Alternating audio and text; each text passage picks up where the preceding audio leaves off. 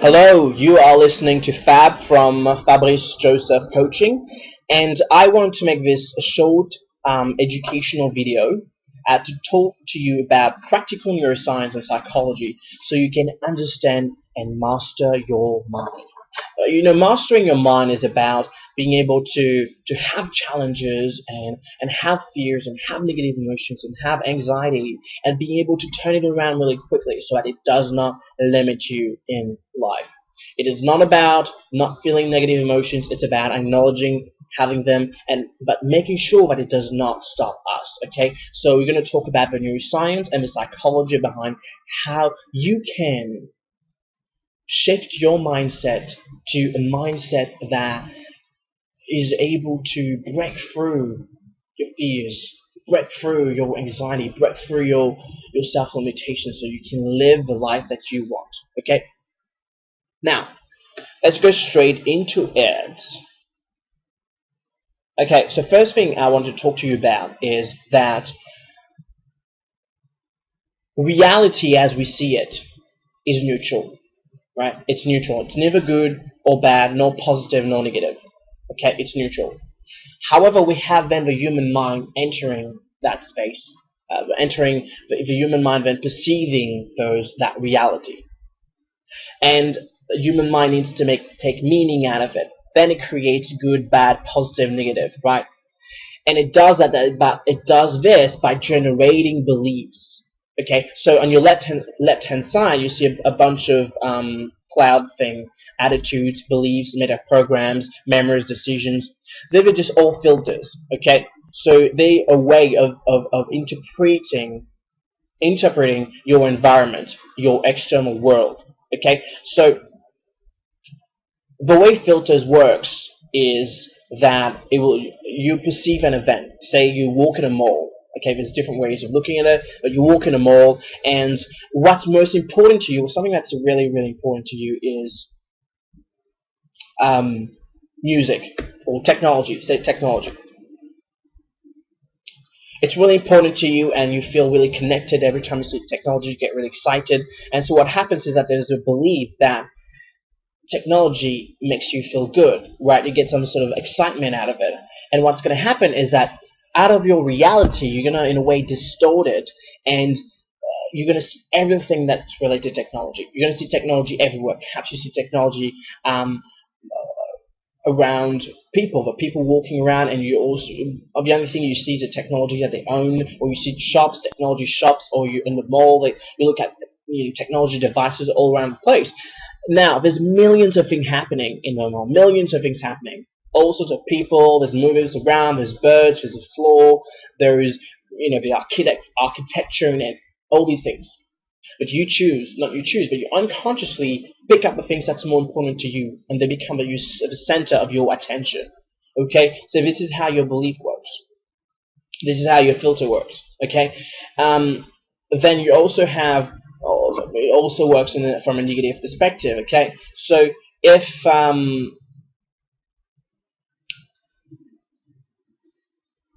you're scared of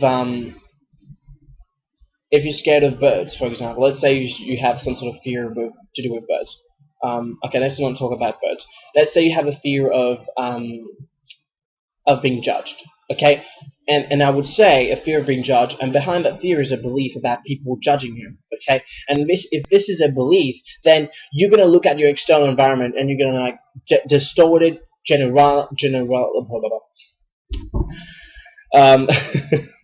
I'm just mixing up my words. I always do that when I try to speak too fast. So my apologies. So you distort, generalize, and delete.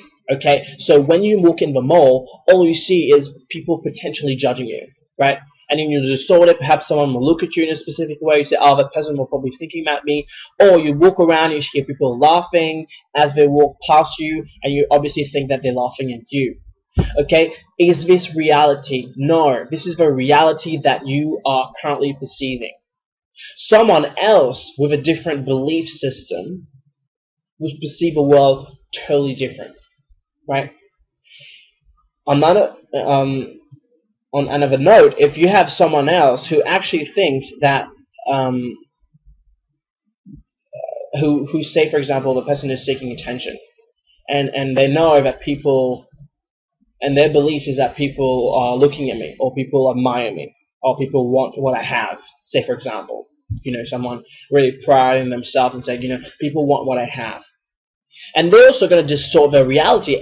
So the same looks that you got and the same laughs that you got, they'll distort that in a way to actually suit their belief or validate their belief, and they're like, oh, these people are looking at me because they want what I have, and then they'll get even more proud and more excited. While the person who believes that they're going to be judged then uses this, perceive this as them being judged, and feel more judged and feel more less inferior about themselves. Okay, so we have all these beliefs and programs in our brain that literally filters and interpret the environment and brings us to things that are more important. Right? While you're busy focusing on what that people are judging you, perhaps you're not seeing the architecture, you're not seeing the birds flying past you, you're not seeing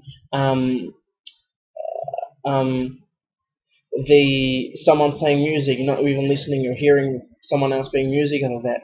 Perhaps there's like a show on the other side of a mall, you're not even perceiving that because your focus is on what is most important to you, which is avoiding the fear, avoiding being judged. Okay, so the RAS, which is on your right hand side, which is like green thing, like that green tube, is the actual physical structure in your brain that does the filtering process.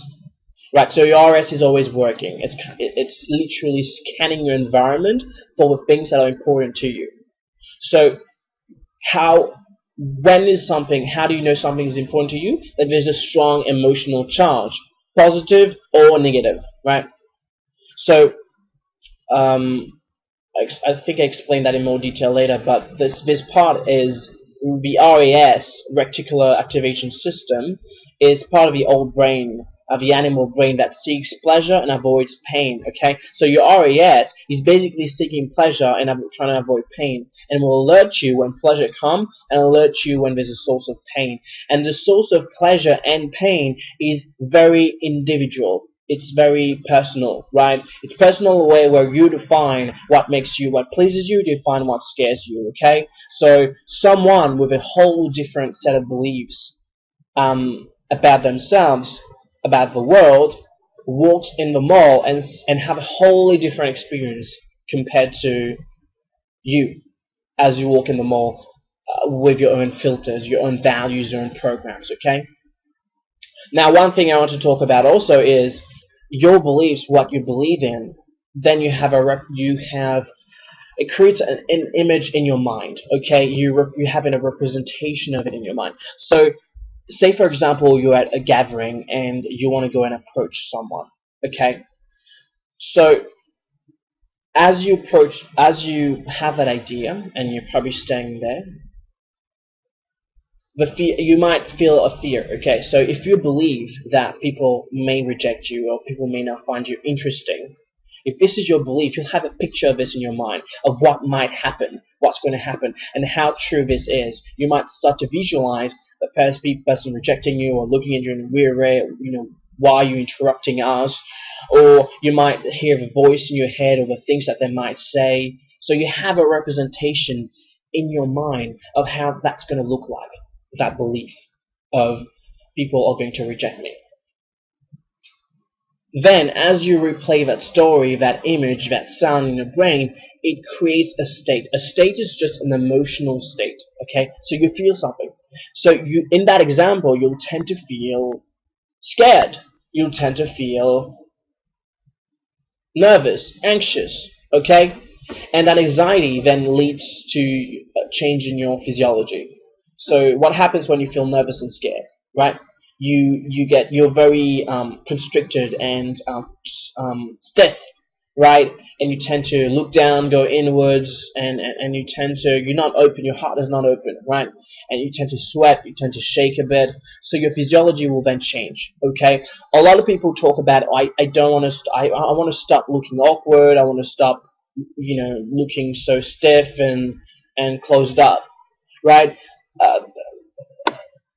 That's just a symptom. You know, your physiology is just a symptom. It's just a symptom of of your state, your emotional state, of your internal presentation, and the belief that you're holding in the moment.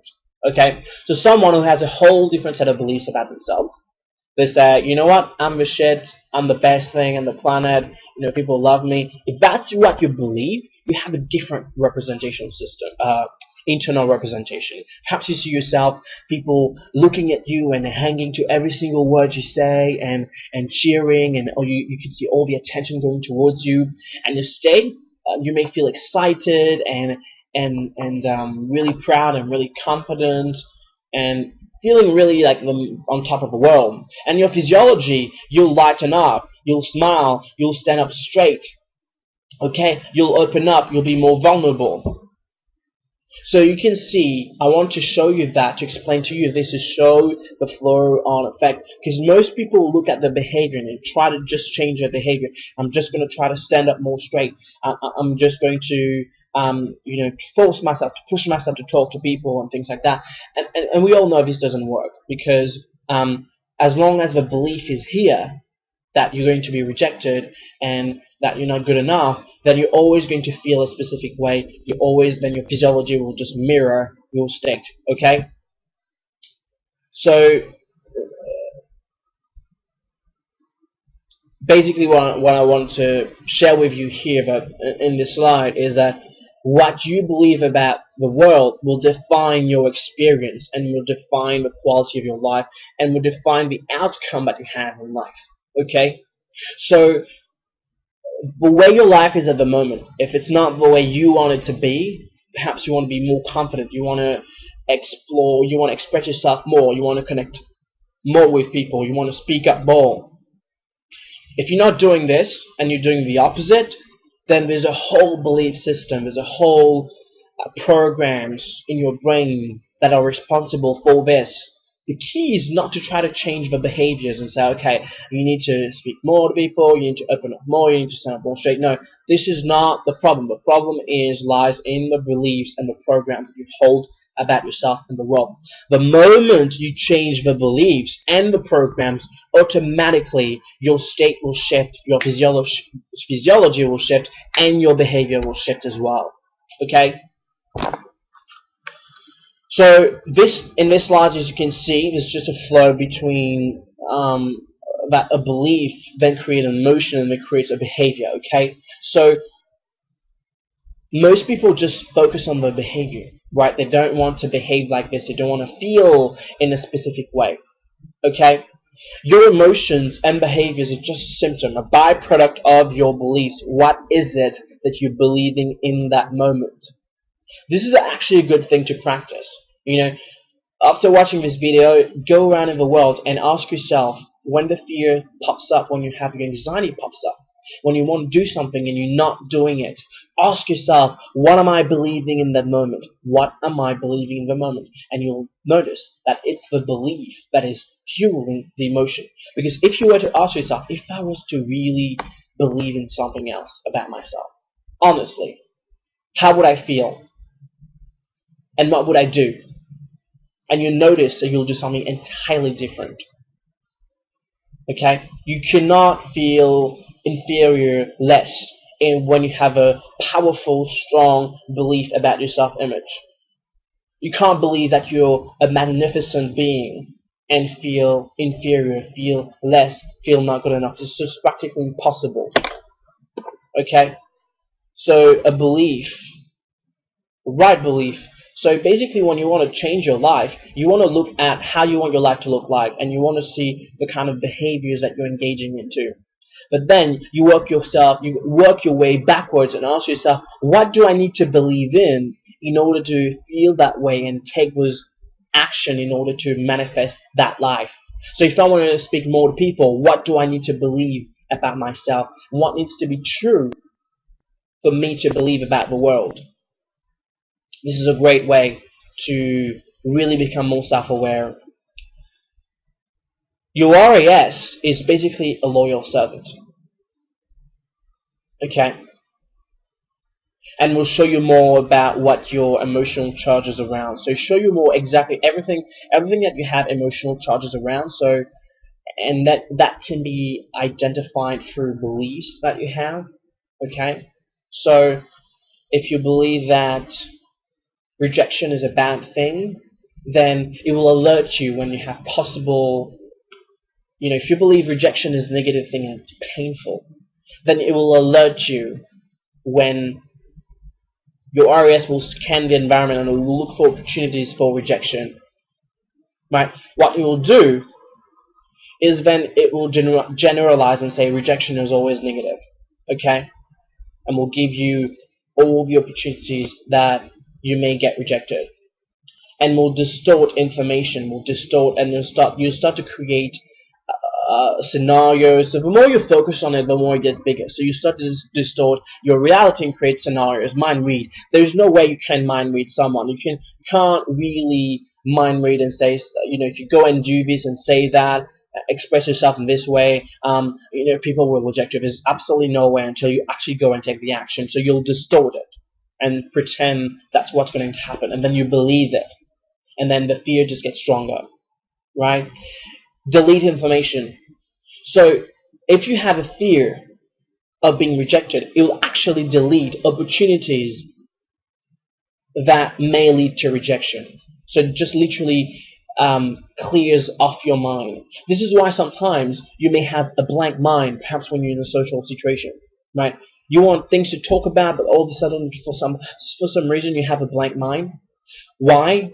Because this is your RAS again, deleting information, deleting ideas, preventing you from receiving ideas, because in your mind, sharing what is important to you, something that you find interesting, might lead to rejection, and rejection is not a good thing, and that rejection, that's not a good thing, I'm not going to be able to handle it, it's going to be an awful experience. It's really trying to protect you, but it deletes information out of you. It also deletes actual opportunities for you to express and talk and meet new people. It will literally delete ideas that you might receive of things that you might want to say, or actions that you might want to take to meet new people, for example. So just know that the RAS is just a loyal servant. So if you were to replace it with things that you want to show up more in your life, whether you want to meet more people, you want to be more confident, you want to see yourself as being more brave, as blasting through more of your fears, for your anxiety, as someone who takes opportunities, you really need to change the content, right? I love using this word. I'm glad I thought about it. So the content of your mind. The moment you change the content, your RAS is just a loyal son. It'll feed off that. Okay, so if you believe that you have a belief that you have this plenty of opportunities around, there's always opportunities. What's going to happen? It's going to work the same way, right? It's going to generalize, distort, and delete. It's going to delete anything that is not an opportunity. Okay, and it's going to even distort perhaps challenges that appears to be negative and make it an opportunity.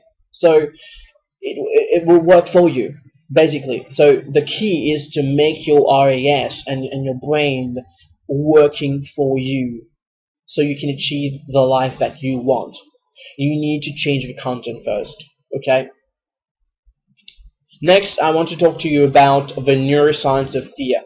Okay, this is a big thing. This is a big thing out there. Most people feel the fear and allow the fear to have them. You have fears, but you can't allow your fears to have you and immobilize you and prevent you from having the life that you want to live. Okay, take the opportunities that you want to take. Going out there, putting yourself in the arena of life.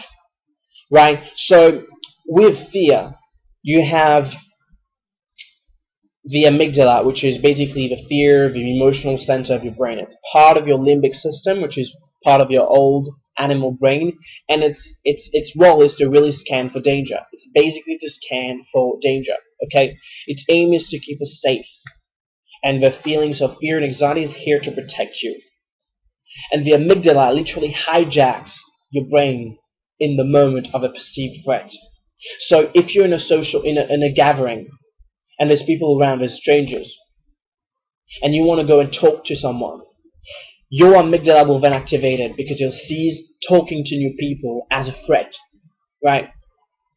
And that's the threat based on what you believe in the moment. So a fear, okay, a threat based on, a perceived threat, it's based on a perception. We all know that there's no actual threat. It's a perception that there is a threat and that you're not going to be able to handle, deal with anything that happens if you go and talk to people, to new people. Okay? So fear is basically a symptom of a belief that you're about to experience more pain than pleasure in the future. Why would you go run towards something that is painful with no benefit, right? And so that's what's actually happening in your brain. Where you have a belief system that says it's not even worth it to go and talk to new strangers, to new people, and to connect. Because something bad can happen, and I can't handle that. That's what it's saying. So the fear and anxiety then pops up to protect you so you don't go and take that action. Because if you do, something might happen, you may not be able to handle it. That's what it believes in. The good news is it's only a game of perceptions. The threat is just a perceived threat. Really important, it's a perceived threat. It's something that you believe will create create danger for you. But the threat is actually not real. A lot of the fear that we experience are actually false fear, like the acronym fear, false evidence appearing real. There's no actual danger, there's no actual harm to you. Whatever you're going to go and do will actually provide you with way, way, way more benefit. Okay? So if it's a perception, you can change it. You definitely, absolutely can change a fear.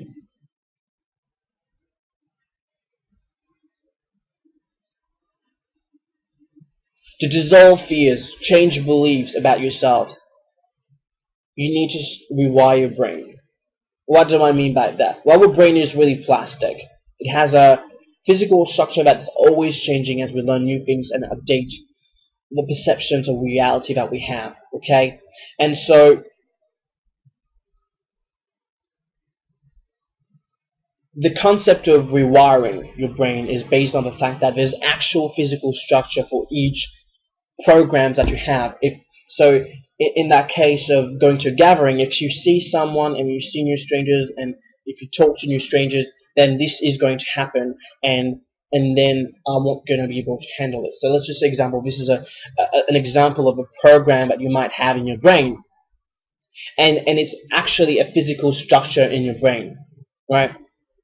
If you happen to do change work and not use that program anymore, it will actually disintegrate and will disappear because it's not being used, it's not needed. When we do change work, when I do change work on people, basically what happens is we actually introducing new resources, new connections. That's going to give you the result that you want, and those new connections are going to be physically created in your brain, a physical structure on its own or connected to the existing one. So you have a connection for when you see new strangers at a party. At the moment, there's fear. There are the connections that you have leads to fear, anxiety, and you not taking action. If you want to take action, you need to create a whole set of neural pathways that leads you to take action. So you need to have a different belief system, different beliefs about yourself. You need to have access to a different resource. Okay? And so the change work is basically introducing those new resources, those new beliefs to that experience of talking to new people. Right? And once it's laid out, every time you go and see someone new or new people at a gathering, you automatically feel whatever new resource that you wanted to create. So if you want to feel more confident, if you want to feel loving, if you want to feel giving, if you want to feel excited, whatever it is, we're going to create it in your brain.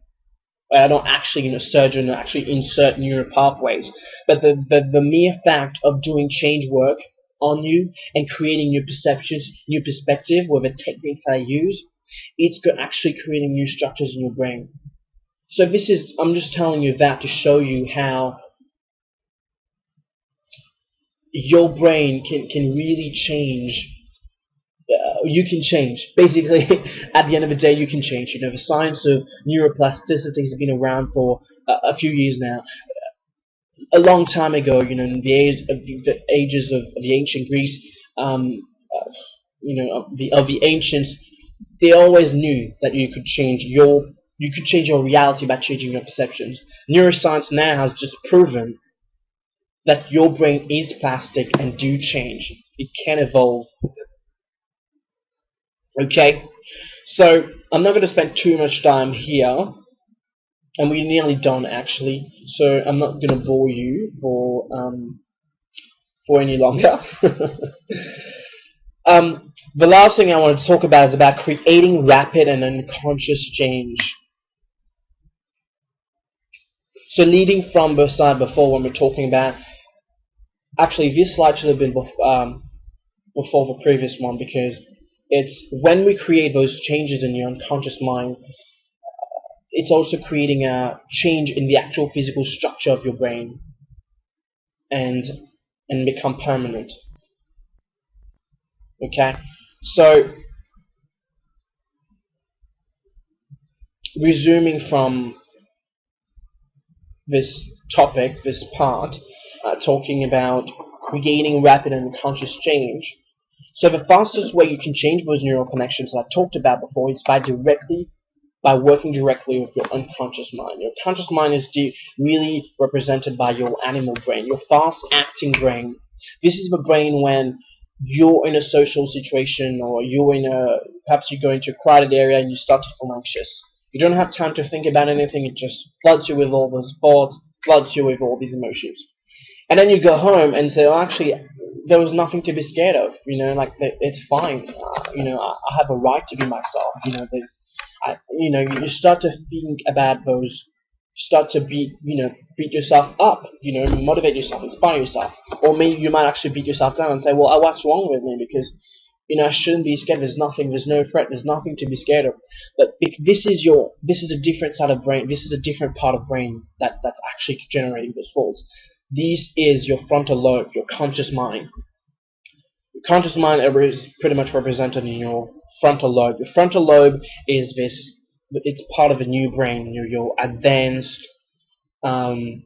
critical thinking brain that's able to stand back and look at situations and look at challenges or patterns that you're running through and be able to have an insight on what's working and what's not working. But this part of the brain do not make the changes. So if you're sitting at home and say, okay, I'm going to go out there and I'm going to be confident because there's nothing I'm going to be scared of. The part of the brain that's generating that is the conscious mind. It's your frontal lobe brain. Okay, it's a slow brain, it's critical thinking, and you strategize. When you are in the moment, the slow brain is not superseded, but the slow brain does not run the show. When you're in a given moment and you have a threat, your fast brain will then kick in, and whatever program is running will just fire it out. It creates a fear and then creates a behavior. So if you go in a situation and you feel that anxiety, and then it will trigger off strategy to deal with that. Perhaps then when you're in a crowded situation, you're feeling anxiety, and you'll try to make yourself small. You try to make yourself invisible, not noticeable, all those things. So this is your fast-acting brain. So literally, when I talked about before the amygdala hijack, it literally hijacks your brain, your frontal lobe, because it's not required, because your frontal lobe is slow. It takes time to analyze and strategize. Your unconscious mind, your animal brain, is here for a reason. It's here to protect you. So it doesn't have time to, just imagine if you were in the jungle and you saw a lion and you sat down and like, is this a threat? Should I be scared right now? Should I run away? What should I do? You don't have time for that, right? So your unconscious mind, your rapid brain, is here to literally hijack your frontal lobe and to basically make yourself black out and just act according to the current programs that is in your brain. So when you see the lion, you get scared and you run. And that's designed for you to save your life. Okay, you're supposed to run away. It actually may not be the wisest thing to do when you face with a lion. Regardless, it has patterns, already preloaded programs on how you need to respond to this threat. Okay, it's fast because it's a threat. Very simple. It's the same for positive things. Everything that you tend to enjoy and love about, you tend to, it's what's the same thing. It'll flood you with positive emotion, excitement, and you tend to gravitate towards it. Because it's like food in the days where we had to hunt. If you saw food, you don't have time to think, oh, am I hungry now? Should I go and eat it? No, it creates this positive emotion, so you go out there and go and hunt that animal or go and get that food, okay? So you need to understand how your actual animal brain works and why it does that. It does it for a reason. It does that to protect you and work in your favor. Okay, so the problem is that many people try to change themselves to grow by doing positive affirmations, listening to motivational audio, reading books, but that's really working on the conscious mind, the thinking brain. It's slow, and it's not going to give you the result that you want because it doesn't target the fast-acting, powerful, and conscious mind. When in the moment, the insights, the things that you read in the book, is not going to help you necessarily. Okay, I wouldn't say it won't help you at all, but if you have a strong, powerful, crippling fear in the moment, right, and the things that you haven't read in the book, you haven't learned how to wire them with that threat and that fear, then it's not going to happen. You still go about and feel the fear. So many people come to me and say, I read all these books, I listen to all these motivational tapes, a lot of things you talk about, Fabrice, I already know about, but I'm still stuck. I'm still not taking the action. That is because you are not working on your unconscious mind. You are not changing the rewiring of your brain. So every time you go into this situation, you are going to feel the fear, no matter how much you read. So the techniques that I use are basically work with the unconscious mind. So the techniques are NLP, Demartini method, family constellation, hypnotherapy. So there are techniques that are able to communicate directly with the unconscious mind, animal brain, and create the rapid and permanent changes there. If I'm able to find exactly how you're wired in your brain, what creates the fear, what triggers it, and then use your own resourceful power and ability and connect it with that fear, it will collapse and it will dissolve. And every time you go into a situation, instead of a fear being triggered, you instantly feel whatever you want to feel in the moment, whether it's confidence, excitement, fun, okay? Without having to read any single book. Because this is going straight to your programming. Awesome. Now, this is pretty much it for the theory. I hope that has given you a lot of insight of how your brain works. For me, learning about this gives me a huge relief. So I stop beating myself up when I'm in a situation and I'm allowing my fear to control me, because I know there's a wiring behind it. There's a whole list of programs behind it, and the fastest way to change, to feel confident and to feel great in that moment, is to find out what that is and go work with my coach to clear this. Okay. So this is what I would do.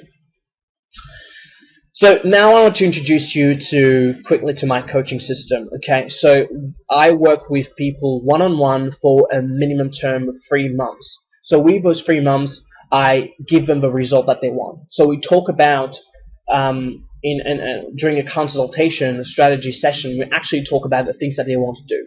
How do they see their life? How do they want to wake up every day and be and do and have?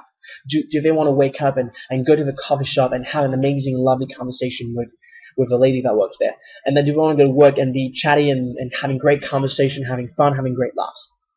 Do they want to see themselves going to parties and going home saying, I had so much fun at the party, I met so many people, I got new phone numbers?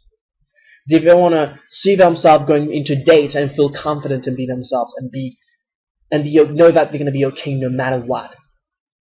Right? If this is what you want, then coaching will definitely make that happen. in the 3 months program, I guarantee you this is what's going to happen. If I don't do it in 3 months, then I keep working with you until you get the result that you want. Okay, so there's basically 3 pillars that I work with, not 3, 4 pillars that makes up my coaching program. The first one is a breakthrough day. So it's a 5 to 8 hours work of change work designed to uncover your unconscious pattern, install new empowering patterns, and that will trigger the required mental and emotional resources to achieve the goal. So most of the rewiring is done in that place, on that day.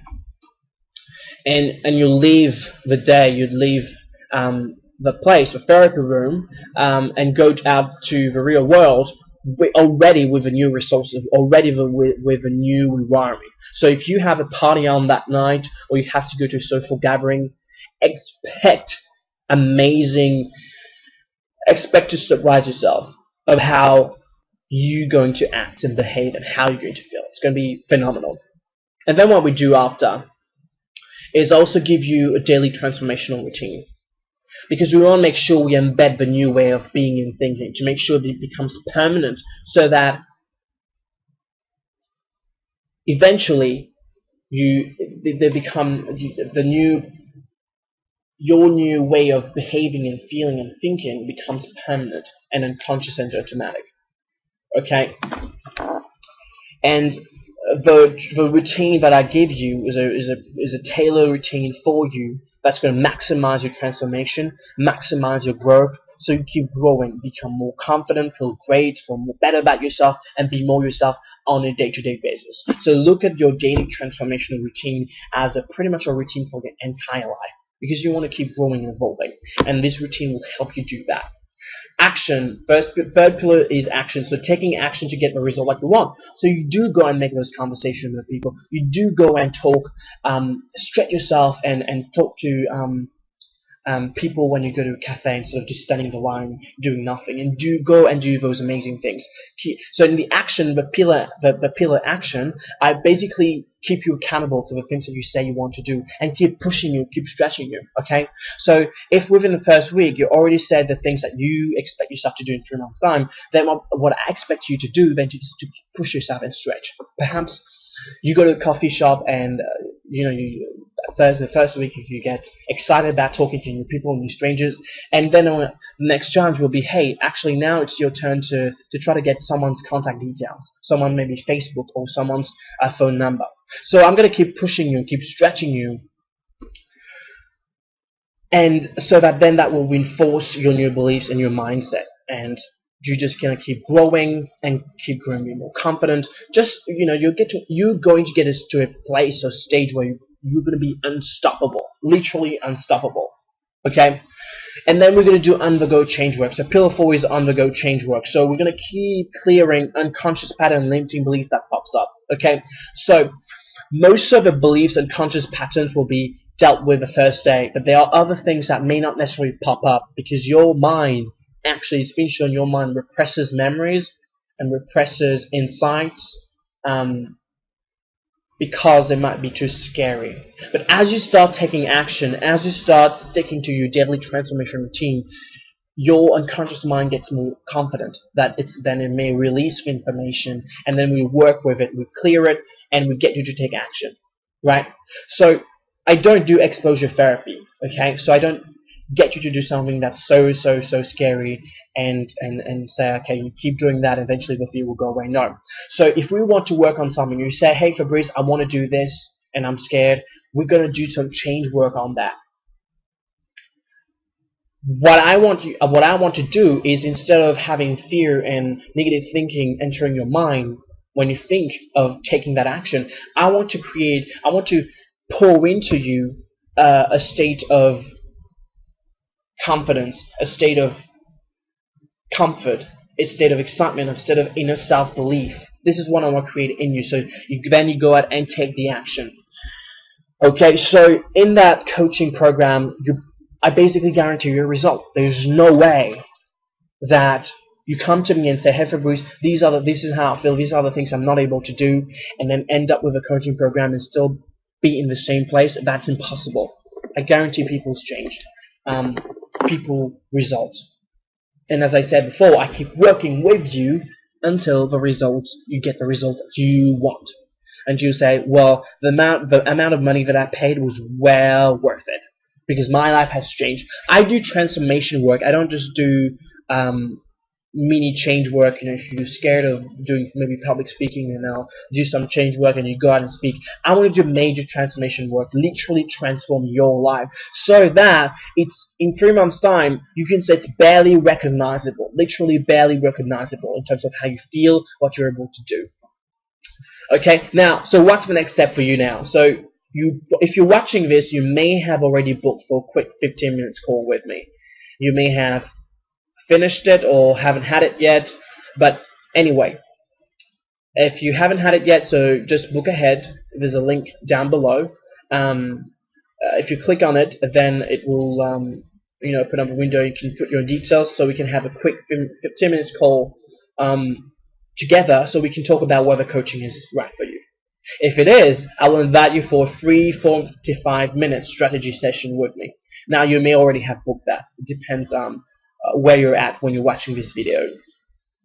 In that 45-minute strategy session, we'll uncover some of your core limiting beliefs, and I'll show you how I can help you get rid of them for good. So I hope you enjoy this video, and thank you.